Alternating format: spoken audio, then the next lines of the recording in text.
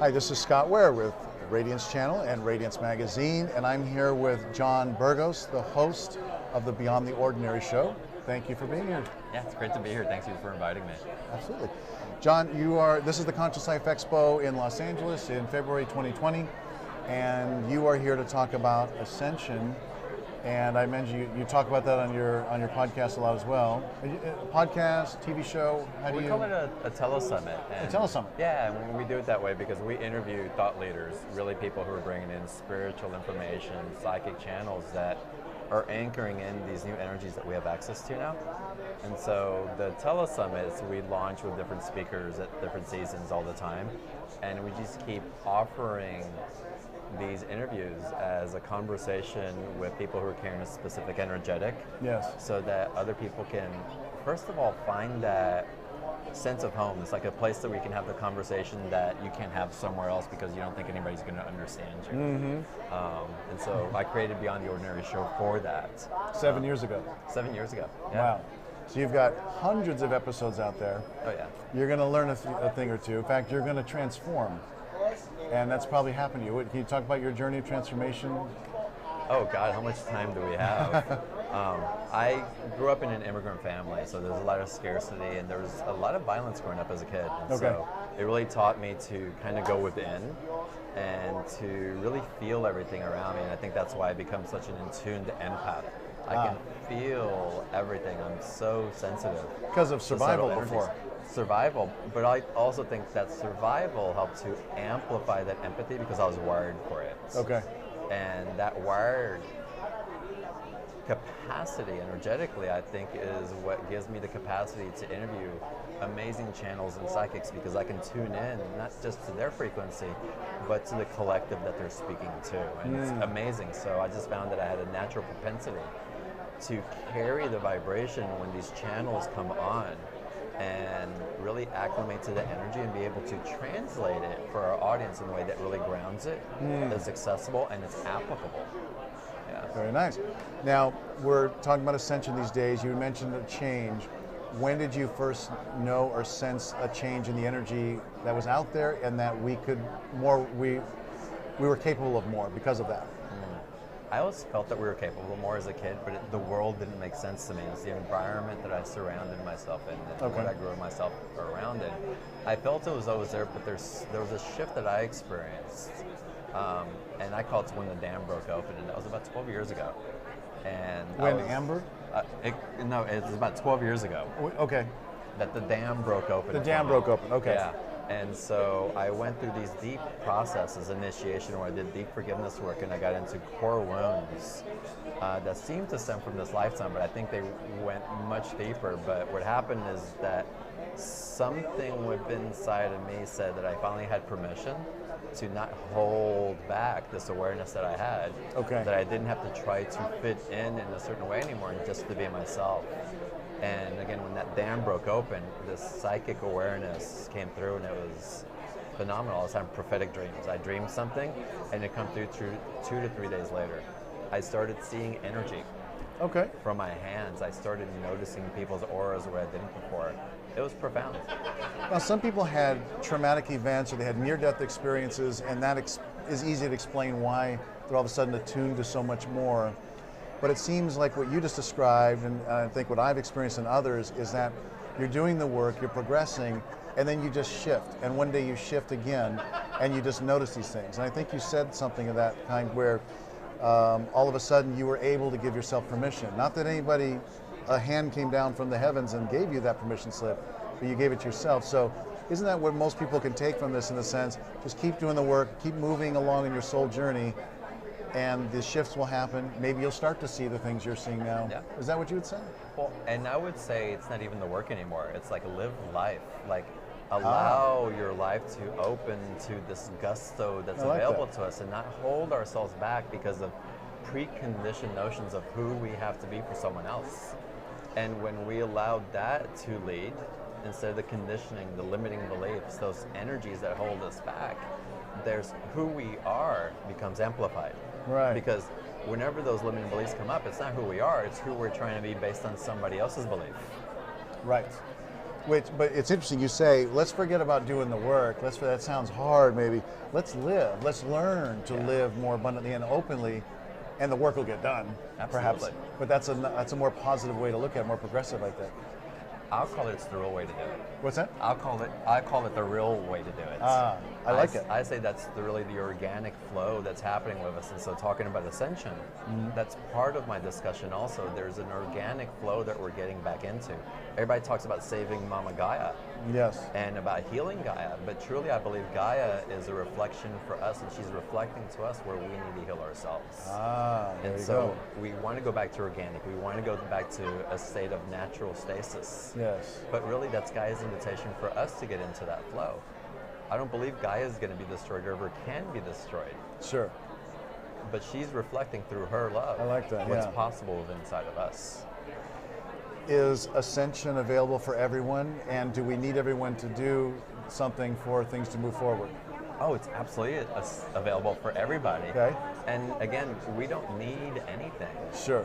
And that's the beautiful part of it. When we let go of this thought that we have to control, that we have to direct, that we have to create something in order to survive, we're in duality again. And it's that duality that takes us away from the vibrancy that we have access to. So the invitation is really to get into unity consciousness and to know that everything is happening for balance, for homeostasis, for the organic flow of what's emanating naturally through our energetic being. Right. And as we create from there, now we're creating from art. We get away from this industrial type of creation for survival into creating for expression of our soul essence, and in that you can't help but to share with other people. You can't help but want to share your abundance with others. Sure. And so then it becomes a cyclical effect where that's happening back and forth in relationship. And that's how we create prosperity, affluence, and abundance in this world. And that's where the Ascension has taken us to, and we all have access to it. Some may not wake up to it. Right. Which isn't a bad thing. They're showing the opposite end of duality for those who are choosing to wake up to it. Yes. So they are gifts to us in many ways. Absolutely. So there's no right or wrong. It's what role are our souls taking in this, so that there's a tipping scale. Yep.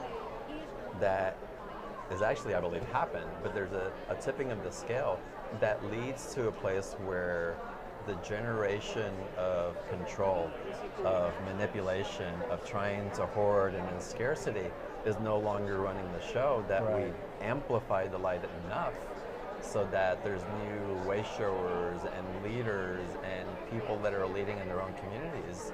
They're showing that there's a different way that we can get out of suffering and start creating from complete abundance. Beautiful. Yeah. You talk pretty. I talk truth. Maybe that's Yes, why you it's do. pretty. I love Yeah. it. And now, do you help people? Are you a life coach, or are you just the Beyond the Ordinary show is just taking all your time? Beyond the Ordinary show has been my full-time gig for the last 7 years. Yes. And it's been wonderful, and there's a calling out to teach more, to speak on stage more, to take people on retreats. I take a Sure. small handful of private clients. Okay. But I don't do it very much because, again, the show takes up so much time, and there's Sure. other creations that want to take place. But yeah, there's opportunity to work with me one-on-one. I've started taking people on live retreats in the island of Kauai, Oh, okay. which holds amazing, just expansive energy for anybody who's called there. Taking a U-turn back to Ascension real quick. What can people expect? What should they know about Ascension now? And is 2020 any different? Is the energy different? Is there anything new going on? Yeah, there's a lot coming in the Ascension process. I'm really called into the area of embodiment. Yes. And so through the Ascension process, a lot of us were going up and reaching different levels of consciousness and having conversations with our higher self, if you will, our spirit guides, the angelic beings that were leading us. And it's been an integral process, but it's up to us now to carry that as our own. And so I'm finding that a lot of channels, the psychics, even for myself that I interview, that channel isn't coming as loudly as it did before. Okay. It's coming more from within instead of from without, from outside of us. Right. And so by grounding it in, we're becoming walking examples of what we do with that energy in human form. So it's not Archangel Michael or your guides that are leading the show and prompting you where to go, but it's like, what are you creating with this amplitude of information and wisdom that has been awakened within you, and how are you choosing to express your love through that? Well, real quick before you go, can you give some tips on how to cultivate that inner life? What would you say to that? Oh my God, it seems so simple, and I get this over and over again. Whenever I get into anxiety or stress, I look out and I reach out to the guy, and it's like, play. Like who? Play. Oh, just playing, yes, being playful. And remember, it's like, get into the energy of play, like interrupt the anxiety, interrupt the fear, interrupt the doubt with the energy of play, of love. Take it into What do you do to play? I do this. Yes, this is fun. I go outside and hike in nature. I jump in the ocean. I get on a phone call with someone that I just enjoy being with. Right. I explore different topics and consciousness of other thought leaders that are doing amazing work. Yeah, you've created a job that is play for you. My job is absolute bliss for me, yeah. Right, yeah. Good for you. All right, John, this was great. Obviously, tune into Beyond the Ordinary, because that's going to be just a great lecture, illumination on where we are and where we're going with John and other thought leaders. And like, who have you had on the show recently that they can tune into? Oh, Casey, Brad, and Julius are on the show consistently. Yeah. Paul Selig is an amazing channel who's been on the show. Lee Harris. Yeah. We've had Zoe Davenport. Meg Benedicte has been on the show. Just amazing people. Even if you haven't heard of the people under, I really do a thorough job curating the guests that come onto the show, and they're extraordinary. And again, it makes my job so easy. Sure. And so every speaker is really bringing through a transmission and activation and awareness that when you leave the show, you walk away feeling empowered and uplifted. It's beautiful. Yeah. That's great. BeyondTheOrdinary.com is where they can find that. BeyondTheOrdinaryShow.com. BeyondTheOrdinaryShow.com. Yeah. And follow you on Facebook. Yeah, follow me on Facebook also at John Burgos or Beyond the Ordinary Show. And on Instagram, yeah. Thank you for being here. Yeah, thank you. It's a pleasure. All right. And thank you all for watching. Bye-bye. Bye. All right, thank you. Thank you. Yeah. It's good. And congratulations.